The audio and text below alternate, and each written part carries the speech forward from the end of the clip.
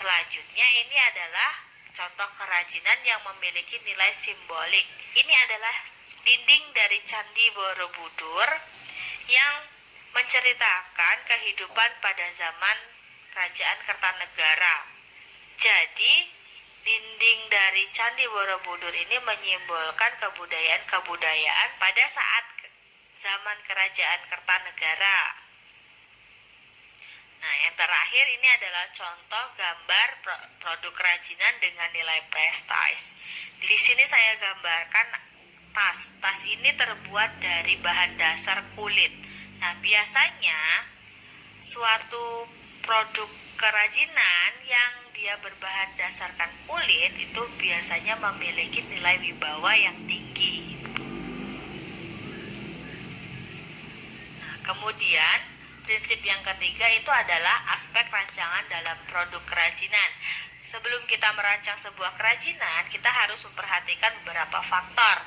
Di antaranya ada faktor teknis, ada faktor ekonomis, ada faktor ergonomis, faktor sains dan teknologinya, dan faktor estetika, yang terakhir faktor kondisi lingkungan.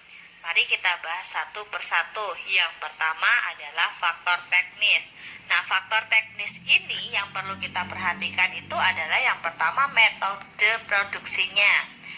Yang kedua itu adalah penerapan daya mesin atau manual. Maksudnya di sini pengolahannya menggunakan mesin atau menggunakan manual atau kerajinan tangan murni.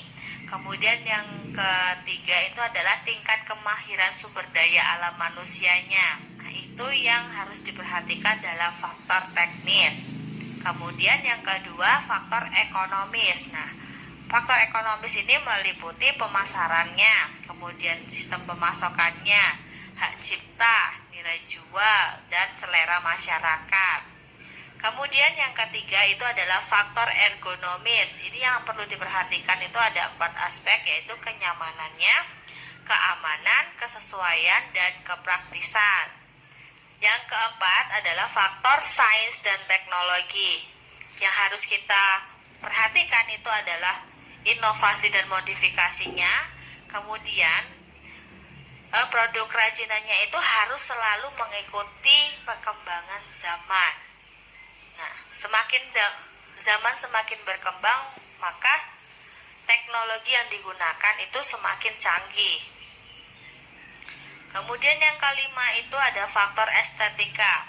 Nah, yang diperhatikan dalam faktor estetika itu adalah tampilannya, daya pikatnya, keserasiannya, penggarapannya, pewarnaannya, dan kesan yang akan ditampilkan dari suatu produk kerajinan. Yang keenam itu adalah faktor kondisi lingkungan. Yang harus kita perhatikan itu adalah nilai budayanya sama kondisi lingkungan